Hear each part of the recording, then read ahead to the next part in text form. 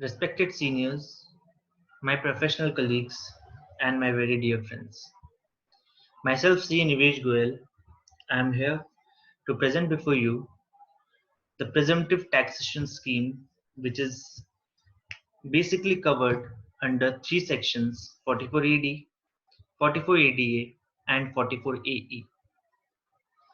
So, let's begin. First of all, I would like to explain you the meaning of presumptive taxation scheme. Basically, the major motive of the finance minister to bring this scheme was for small professionals as well as small business persons.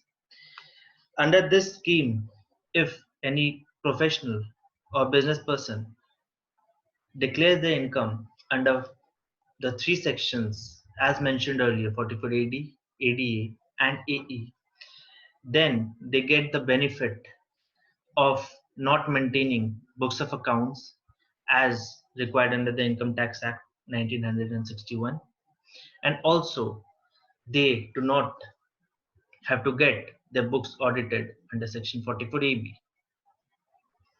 So first, I would like to discuss Section 44 ADA. 44 ADA is for us itself, that is for the professionals itself, introduced from the financial year 1617. It is basically for the professionals as mentioned in Section 44 AA1 of the IT Act 1961.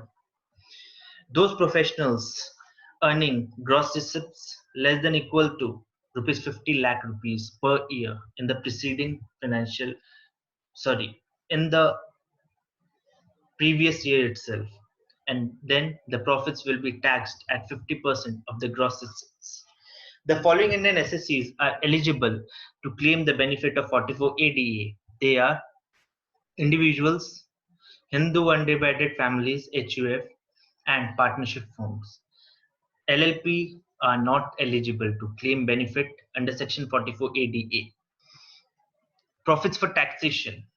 Higher of the amount, higher amount of the following will be taxed under Section 44 ADA, that is 50% of the total receipts in the previous year or the total profits as shown by the SSC in the income tax computation, whichever is higher. Now next, advance tax payment. Advance tax has to be paid on or before 15th of March of the previous year. Otherwise, interest under Section 234C will be imposed for the SSC. 44A, Section 44AA will not apply as Section 44AA1 is applicable here for 44 for the Section 44 ADA. Now let's see what happens if a person does not opt for Section 44 ADA and declares his income at a lower rate, that is less than 50%. Then he has to get his books of accounts audited as well as he has to maintain his books of accounts. What are the major implications of Section 44 ADA? The major implications of Section 44 ADA is that one of the major implications is tax after taxing 50% of the total receipts, there will be no more expenses allowed to you. That is 50% income, 50% expenses.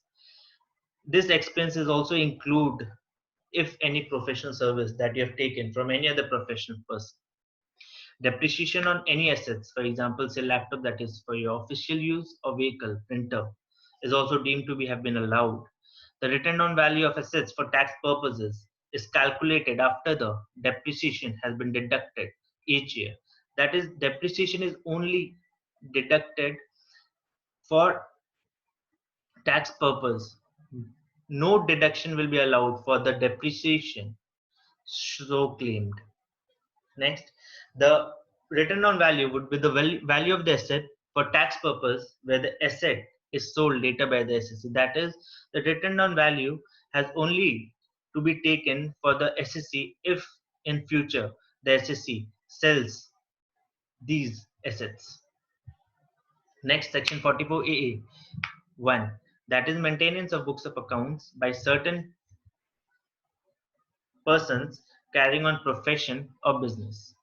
The professionals, as mentioned in section 44AA, are the persons to be required as per section 44AA1.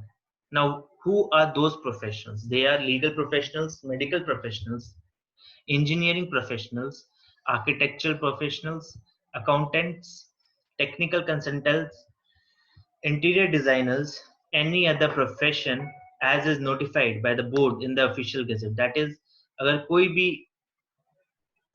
कभी भी अगर government of India चाहती है कि हम ये वाले जो प्रोफेशनल्स हैं हम इन्हें डाल दे 44A1 में, तो जो कि वो लोग बेनिफिट ले पाए 44ADA का, तो गवर्नमेंट ऑफ इंडिया कभी भी ये कर सकती है।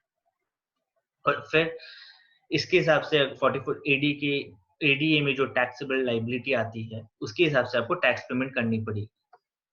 Next is section 44AD. Section 44AD, well, this is a very interesting section as was introduced by the then finance minister, if I am not mistaken, Shri Pranab Mukherjee. 44AD, 6% or 8% of the total gross receipts.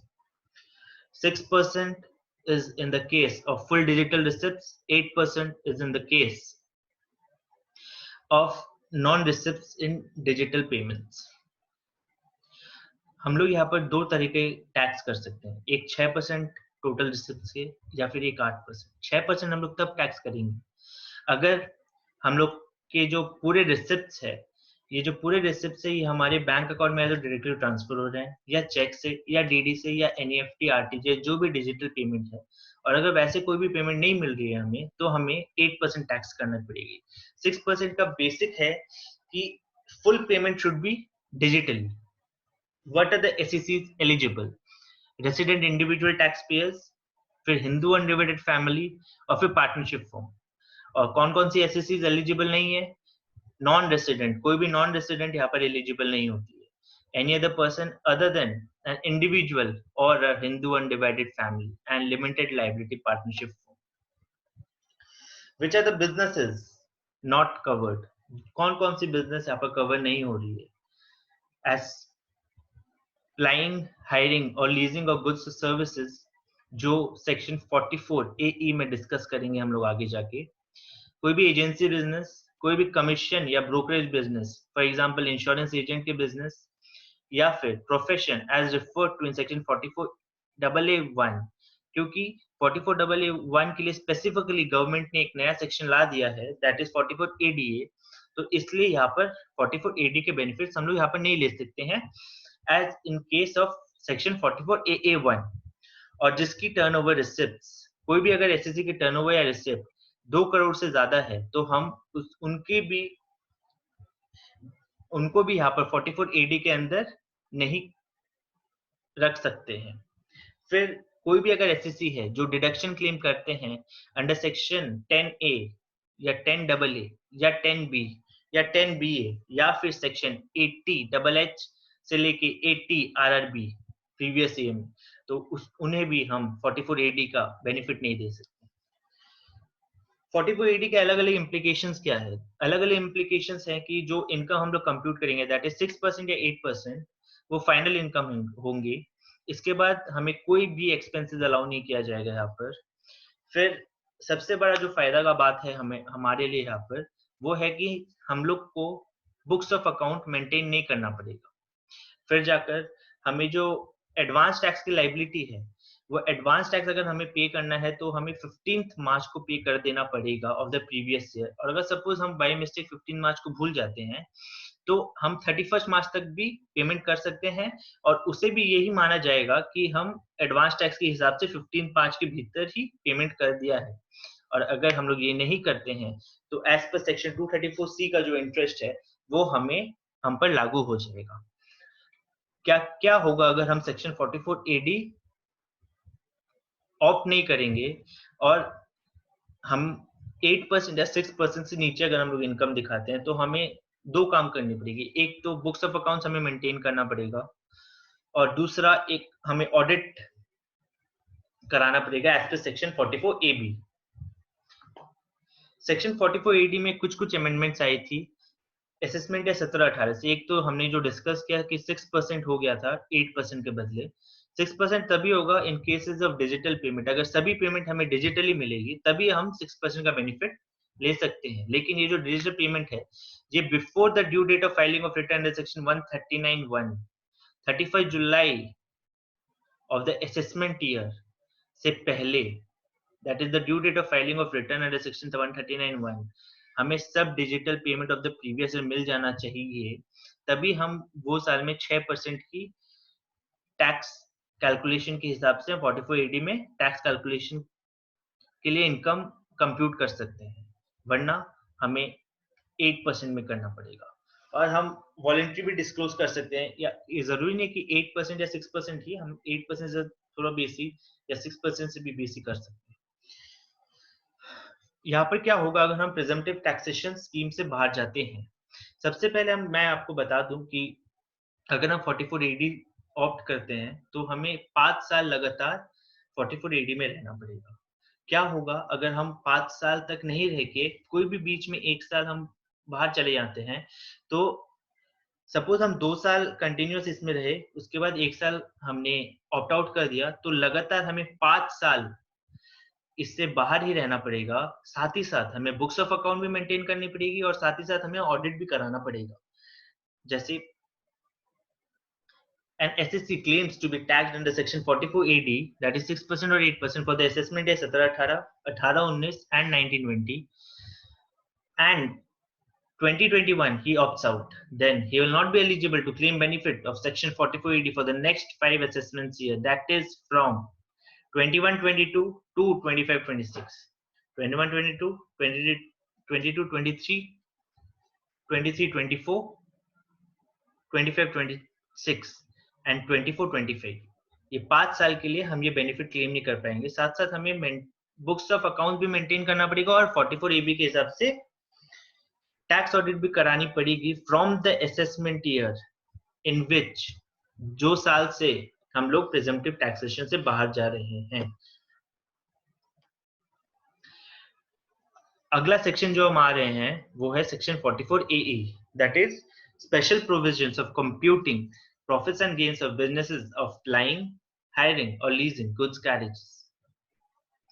Profits and gains of business or profession shall be deemed to be the aggregate of the profits and gains from all goods carriages owned by the SSC in the previous year, computed in accordance with the following provisions of parts, which we'll be discussing in the slides. Now let's see what are the provisions of section 44AE. Well, there are basically two divisions in section 44AE. एक है heavy goods vehicle और एक है light goods vehicle. Heavy goods vehicle क्या हो गई? अगर हमारी जो गाड़ी की वेट है, दैट इज हम अगर सपोज कोई ट्रक है ABC बोल के, वो ABC की जो वेइंग कैपेसिटी है वो 12 टन से ज्यादा है, तो वो हेवी गुड्स में चले जाएंगे, और 12 टन से कम अगर वो वेट ले सकती है तो वो चली जाएगी आपकी लाइट गुड्स व्हीकल में। हेवी गुड्स व्हीकल की टैक्सेशन होती है amount equal to 1000 per ton of gross vehicle weight और अनलेडन वेट। और इसके लिए हमें आरसी देखनी पड़ेगी कि हमारी जो आरसी है, सपोज एक ट्रक है, उसकी सपोज 16 टन की कैपेसिटी है, केवल 16 टन तक वेट ले सकती है अपने ट्रक में, तो 16 टन के हिसाब से उसकी टैक्सेबिलिटी आ जाएगी। और वो हमें देखना पड़ेगा फॉर एवरी मंथ और part of the month. Minded, ये बहुत इंपॉर्टेंट पार्ट है कि पार्ट ऑफ द मंथ, अगर एक महीने में अगर कोई एसएससी एक दिन भी वो ट्रक ओन करता है तो उसे टैक्स लायबिलिटी आ जाएगी। ये या तो 1000 रुपए पर टन फॉर एवरी मंथ और पार्ट ऑफ द मंथ, या फिर एसएससी एक्चुअली जो अमाउंट क्लेम करती है कि मेरे को इतना इनकम हुआ, ये दोनों में से जो भी हायर अमाउंट हुआ उस पे टैक्सेबिलिटी आ जाएगा। Next is light good vehicle. Light good vehicle में एन अमाउंट 7500 रुपया 7500 rupees for month or part of the month during which the vehicle is owned in the previous year, और amount जो SSC actually दिखाते हैं दोनों में से जो ज्यादा रहता है उसे हम टैक्सेबिलिटी टैक्सेबल इनकम पकड़ेंगे एज पर सेक्शन 44AE। अब अगर क्या होगा, अगर एसएससी के पास 10 से ज्यादा गाड़ियां है, 10 से ज्यादा अगर गाड़ियां है तो वो 44 AE में नहीं आ पाएंगे। दैट इज इसके बेनिफिट 44 AE की जो बेनिफिट है दैट इज 7500 इसके लिए लाइट गुड व्हीकल के लिए, और 1000 per ton heavy good vehicle के लिए, उसका बेनिफिट हम लोग नहीं ले पाएंगे अगर हम लोग 10 गाड़ी से ज्यादा अगर कोई भी ट्रांसपोर्ट है किसी के पास है तो। 45 के कुछ कुछ बेसिक पॉइंट्स वो ये है कि लाइट गुड व्हीकल के केस में हमें 7500 पर मंथ और पार्ट ऑफ द मंथ, देखिए पार्ट ऑफ द मंथ बहुत ज्यादा इंपॉर्टेंट है। अगर हम कोई भी महीना के लिए एक भी दिन अगर गाड़ी को होल्ड कर अपने पास रखते हैं और उसके बाद सपोज हम बिक्री कर देते हैं, तो वो एक दिन के लिए भी हमें फुल मंथ का इनकम टैक्स करना पड़ेगा। लाइट गुड व्हीकल के केस में हमें टन के हिसाब से नहीं बल्कि 7500 पर व्हीकल इनकम टैक्सेबिलिटी आ जाएगा। इसमें कोई भी डेप्रिसिएशन के लिए कोई भी डिडक्शन नहीं मिलेगा। फिर डेप्रिसिएशन जो है वो बस हम डिडक्ट करेंगे रिटर्न डाउन वैल्यू लाने के लिए, वो टैक्स पर्पस के लिए। अगर हम लोग बाद में कोई भी अपने व्हीकल को बिक्री करते हैं तो उसके लिए कैलकुलेशन के लिए, लेकिन उसका जो डेप्रिसिएशन है वो हम कोई भी एक्सपेंसेस में नहीं ले सकते, क्योंकि इसमें ऑलरेडी बोल दिया गया है कि इतना इतना आपको इनकम लेना पड़ेगा as per heavy goods vehicle और as per light good vehicle, तो हम और इसमें एक्सपेंसेस क्लेम नहीं कर सकते। जो भी हम एज पर सेक्शन 44 ये कैलकुलेट करेंगे वो नेट इनकम होगा, उसके बाद कोई भी एक्सपेंसेस अलाउड नहीं है, नॉट इवन ऑफ डेप्रिसिएशन। लेकिन इसमें एक जो खास बात है ये है कि अगर एसएससी एक पार्टनरशिप फर्म है तो रेम्यूनरेशन और इंटरेस्ट जो हम अपने पार्टनर्स को देंगे, सपोज एक फर्म है एबीसी लिमिटेड, उसमें 3 पार्टनर्स है ए बी सी, तो उसमें तीनों को एबीसी फर्म जो है वो एबीसी को जो भी इंटरेस्ट या रेम्यूनरेशन देगी पूरे प्रीवियस ईयर में, वो after calculation of the taxable income as per the heavy goods vehicle norms और the light goods vehicle norm, जो भी इनकम आती है उससे हम लोग रेम्यूनरेशन और इंटरेस्ट जो हम लोग पार्टनर्स को देंगे वो हम लोग क्लेम कर सकते हैं डिडक्शन में। कुछ कुछ और छोटी छोटी बातें 44 ए के हिसाब से वो ये है कि हमें बुक्स ऑफ अकाउंट्स मेंटेन नहीं करनी पड़ेगी, जो कि बहुत ही अच्छी बात है। That is 44 AD, AE and ADA तीनों में हमें बुक्स ऑफ अकाउंट्स नहीं मेंटेन करनी पड़ेगी। फिर पेमेंट ऑफ एडवांस टैक्स, इसमें 44 ए में हमें नॉर्मली जो नॉर्मल एसएससीज के लिए वो यही है। और प्लस अगर हम लोग 44 ए में ऑप्ट नहीं करते हैं और हम इनकम को अगर आप less than 1000 per ton as per heavy goods vehicle और लेस देन ₹7,500 पर गुड्स पर व्हीकल पर मंथ अगर हम लोग दिखाते हैं तो हमें बुक्स ऑफ अकाउंट्स मेंटेन करना पड़ेगा प्लस ऑडिट करानी पड़ेगी। और क्या होगा अगर हमारे पास 10 से ज्यादा गाड़ियां हैं, अगर 10 से ज्यादा गाड़ियां हैं हमारे पास तो ये सेक्शन में नहीं आएगी और वो normally as per the income tax act 1961 treat करना पड़ेगा। Well, last, this is the disclaimer for everyone. The information in the presentation is for general guidance purposes only. Every effort has been made to ensure the contents are accurate. The presentation is intended for educational purposes only and it does not replace independent professional judgment. Thank you. I hope कि आपको मेरा video पसंद आया हो. Thank you.